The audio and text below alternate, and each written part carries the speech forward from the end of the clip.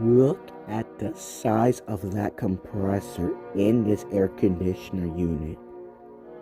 This is at my high school. Look at the size of that thing. I know it ain't that great of a picture, but my God, that is gargantuan. I am telling you, this thing gotta weigh at least like 300 pounds. I'm surprised the brick wall don't collapse. I mean, my God. This ain't far down the hall from the Friedrich Quiet Master that I'm trying to acquire. That don't work, and I know that for a fact. But yeah, just thought I'd point that out. Also, here's what the unit looks like from floor.